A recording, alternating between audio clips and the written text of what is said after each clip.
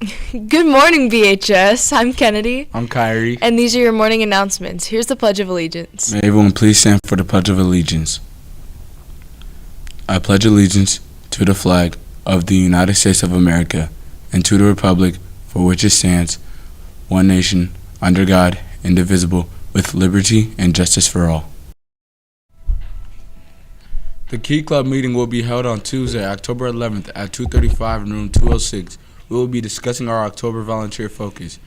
Come to join us to help make Barberton a better place. Drug-free applications are due today. Please apply online at drugfreeclubs.com or stop in the main office to get application info. Over $100 in reward and lifelong personal benefits. The girls' tennis team hosted Akron North Friday and played very competitively but lost the match. Playing singles was Sophie Samples in second and Paris Preston in third, while the first singles slot was forfeited by Barberton.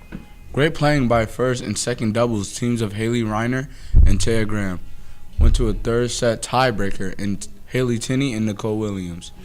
That's it for us. Have a great day, BHS. And now Mission Murin.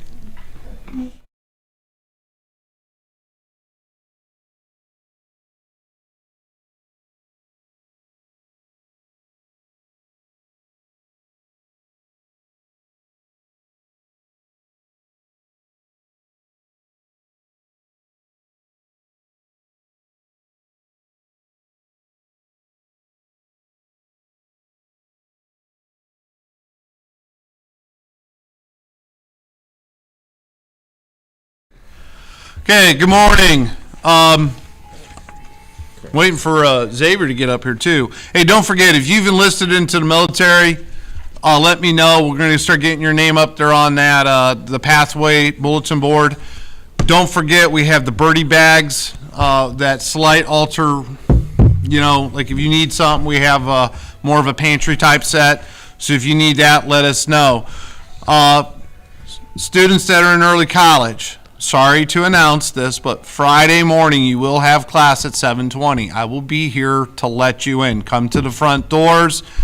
The front door you'll have to buzz in just like normal, and we'll get you down to the distance learning lab. I'll be here all day to make sure all of you that are in, and that we got an email from the university, so I'll say that all week. Don't forget, students, this is the end of the first 9 weeks. Thursday's the end. So this is your last week. You need to be getting with your professors or teachers and finding out what you need to do to get your grades up. If you are looking around the building, you may see there's a spectacular scavenger hunt Tuesday through Thursday, the 11th through the 13th. It's on this. Find one of these characters, the pumpkin, the mummy, or the ghost. Take it to the credit union, and you can get a prize. Okay? Open fields, for those of you who play baseball, open fields will be this Wednesday, the 12th, from 3 to 4 at the varsity fields. Those of you that are going to go on the Bonnie Myers trip, permission slips are due this Thursday. Well, we got a lot going on Thursday. We have the FAFSA this Thursday. If you need to do that, that's in the theater from 5:30 to 6:30. ASVAB, if you want to sign up for the ASVAB, please sign up in school links. I'm trying to make sure I got everything. Today's lunch is chicken tenders. Tonight's sporting events. Hopefully Marco's doing well. He's at Pine Hills Golf Club and at the district golf tournament. It's been a while, so good luck to him. Hopefully he's doing well. And we have girls varsity kick for the causes tonight against Ellett. Friday night, you guys all missed a great game. Great game, am I right? You're right. We were way more physical. K-Ron, let's get back here, K-Ron. You're part of this. Xavier was supposed to be up here. He was going to talk as well. We had a great game. It was cold. It was rainy. But we were way more physical than Aurora. I think they kind of overlooked us, and we made them pay. And it was great. I think we had about 12 to 15 students there. So I want to thank them for being there. We got Not enough students. Not enough students. what's the theme this week? Pink out. Pink out. Okay, so pink out, but it's also going to be military appreciation. So we're going to honor those people. We'll ask those veterans to stand up at some point. We're going to have the recruiters there, and then we have our military connected youth will also be there. If you've recently joined the military and you can show proof to us that you've joined, that would be orders. We'll also honor you at the game. Okay, gentlemen, thank you very much. Officer Eberhardt and I are going to talk now.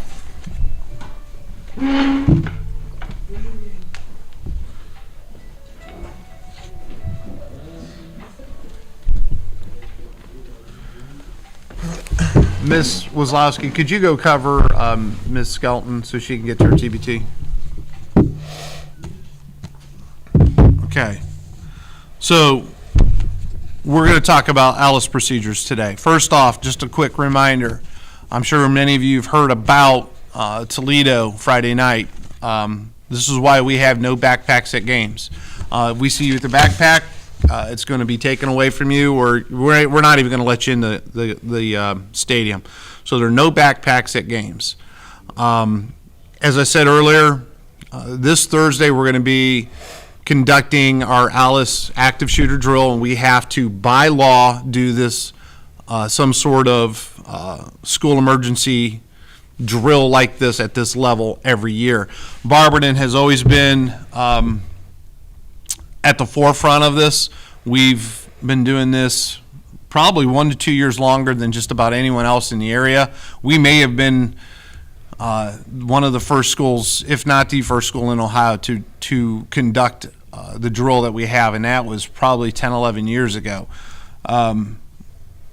I want everyone to take this very seriously, as my message on my one call went. The more you train, the more realistic it can be, and the better you're going to be in that environment. So we're going to actually talk a little bit more. Now, that being said, to cut down on the anxiety of students, we are going to cut back. In years past, the police officers would come in, they would engage each other with blanks and sim rounds and stuff like that. We won't be doing that. So kind of keep that in the back of your minds. We are not going to push that realism because we don't want to push the student anxiety. We don't want anyone to fall and get hurt through the course of the drills. So remember, ALICE is an acronym. A stands for alert. You're going to hear something. Your alert maybe you hear something in the hallway. Real life, you may hear something in the hallway. You may visually see something. That may be your alert. Ideally, what we'd like to do is we would get on, we would make some sort of announcement. It may be, hey, we have a situation, we have a shooter, we may have a parent, an angry parent, it may be an angry student, it may be an intruder in the building that we don't know, don't recognize, so we may ask you to lock down. And that may be where it initially starts, okay? And that may come across. It may just be, hey, simply, we need you to lock down. And that might be that part. And that's what the L stands for. L stands for lock down. And when we lock down, we also barricade, right? We lock those doors, we shut them, we barricade, we put stuff in front of it.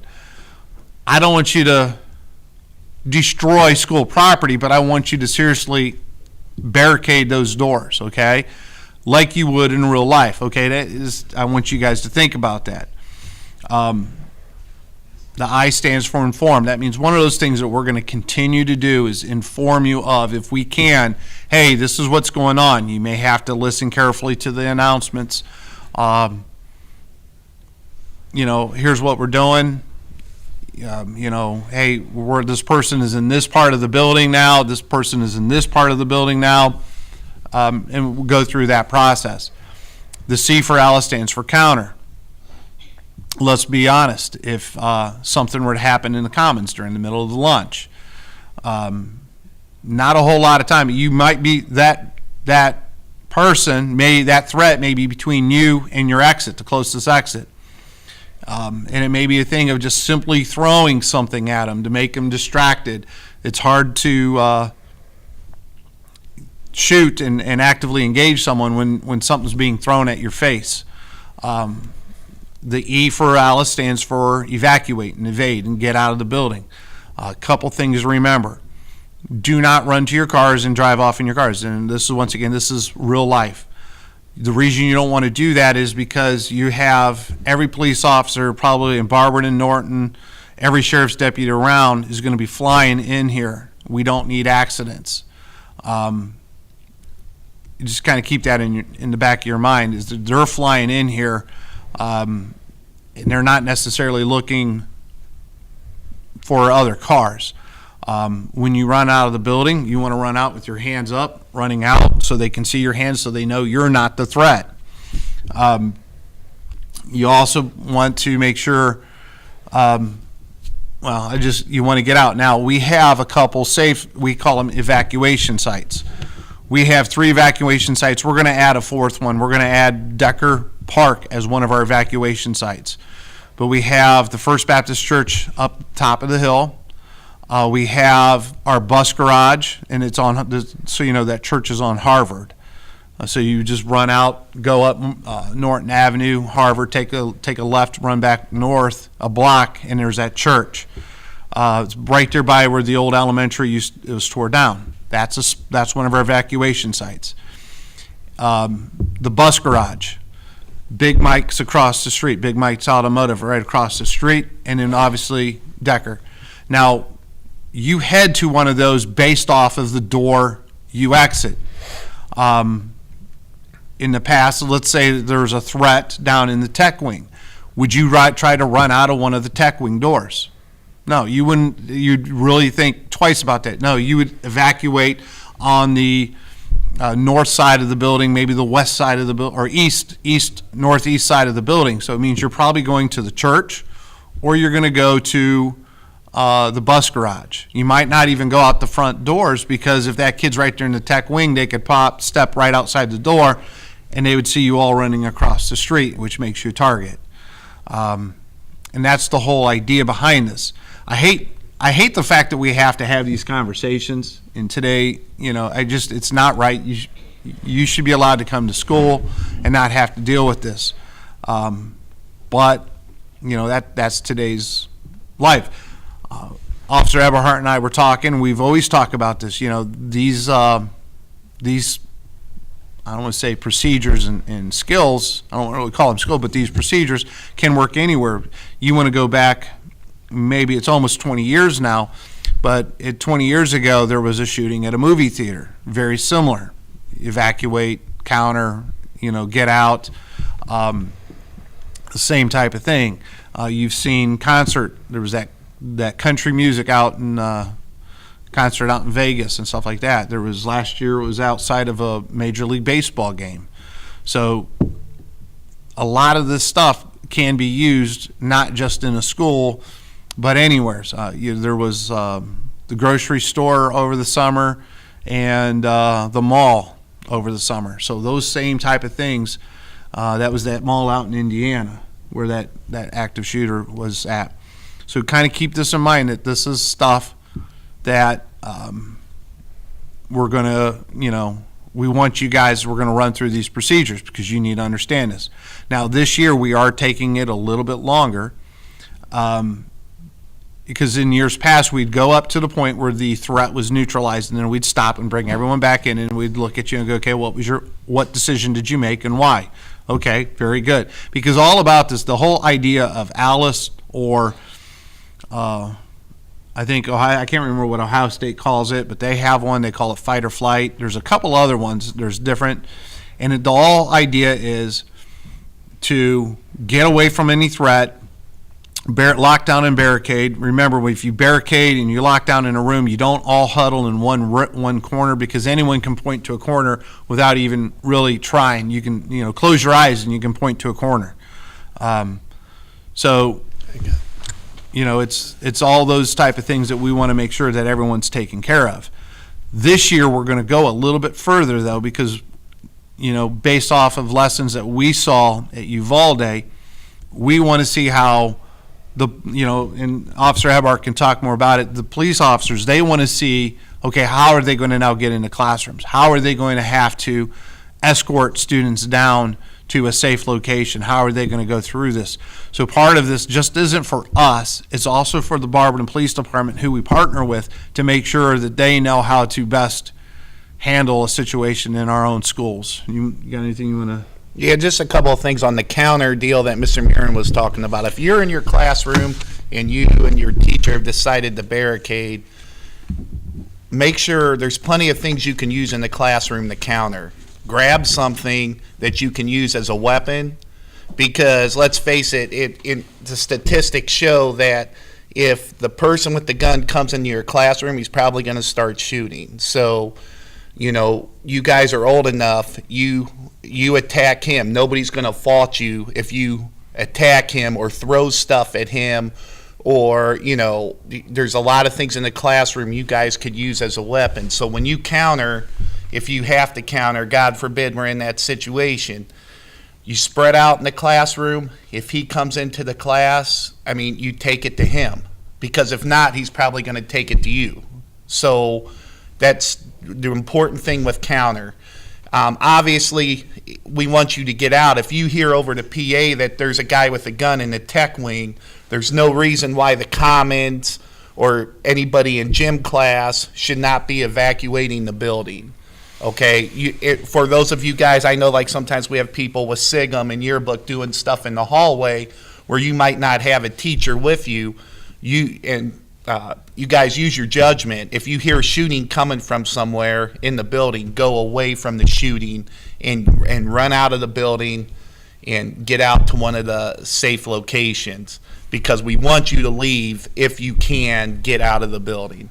But if you barricade, understand that in real life you guys are going to be there for a while, because the shooting may stop, but it doesn't mean it's safe outside. And what you're going to see Thursday is for the classrooms that do barricade, when law enforcement comes in, we will escort you and approach the doors and make sure that you guys get out to where you need to go. But just remember, it's training for everybody. It's training for you guys. I know one of the teachers brought up the CCP kids. If any of you are listening, because you don't have a teacher in your room, use your judgment. Again, if you're in your online class and you hear shooting, if it's close to you, then barricade and get ready in your classroom. Barricade the doors, find a weapon that you can use. But if you hear it's on the other side of the building, or the announcement tells you it's on the other side of the building, then, obviously get out of that classroom. You guys are old enough. We teach this same concept to the first graders, but the difference is we don't teach first graders to fight, because they can't. You guys are high school. I have football players. I have people. God forbid, if you have to, do what you need to do. Have you seen how physical the girls soccer team and yeah, no, I know that. I was just saying, we have a lot. Yes, we have a lot of women that are physical in here too. But the point is if you have to counter, be ready to take it to the person. Have a weapon in your hand and do your best to survive. And it goes back, if we're able to tell you that a threat has moved on, let's say you're in a position where you have to lock down initially, and you hear that threat has moved maybe to the tech wing, maybe or to the second floor, that allows you then to evacuate, then you do so. Kind of keep that in mind. That's all part of that informed. One of the hard things for me to do is realize, is like I always want to run to the threat, and I realize that I can't be doing that, because I can actually save more lives if I get to a camera and a radio, and I can then, by informing my school and my students and my teachers, giving you that information, I can actually save more lives than if I run. Because if I run there, I'm probably one of two things: I'm wounded or dead.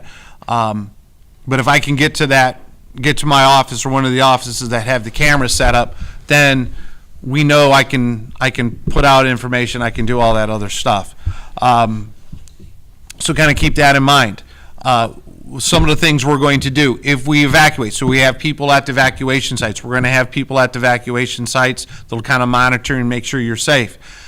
Now, like Big Mike's across the street, they're a business. So some of the things we're going to do for those of you that would evacuate that way, if you choose to evacuate that way, if that's the way that would go, we will get you there. We'll go through our process of starting to roster and stuff like starting to roster, and then we'll bring you back into the theater or the show gym while the police can finish conducting their part of it in the other parts of the building, because we don't want to disrupt his business. I mean, that's how he makes his living.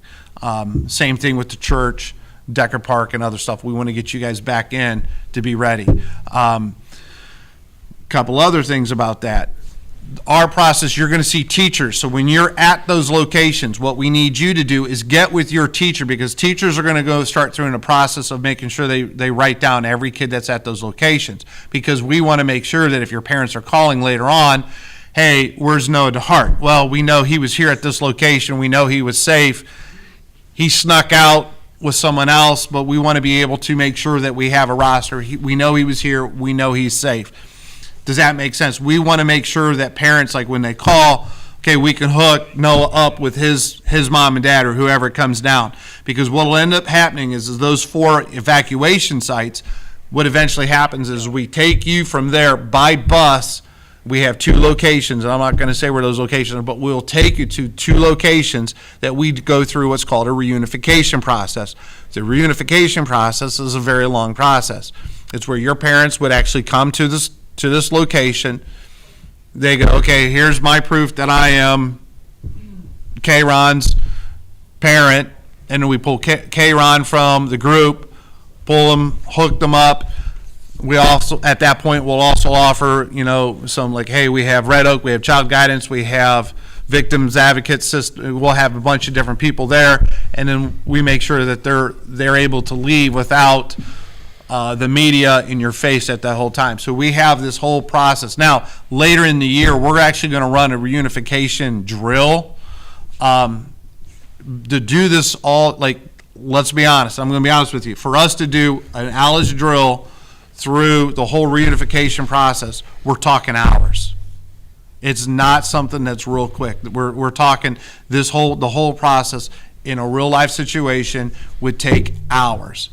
And for us to do reunification, just even a drill would take maybe an hour to 2 hours. But unfortunately, we can't do that at the same time we do the Alice drill, because we've got compact busing. We've got to make sure you all are able to eat. We have to make sure the buses are getting to the elementary and the middle schools to make those runs, because in a real life situation, everything gets shut down. And so that makes it very, very difficult. So that will be later in the year, and we'll be looking for either volunteers, or we'll do that on a day that maybe one of our early release days, like where we have the testing, maybe just before winter break or something along those lines that we'll do.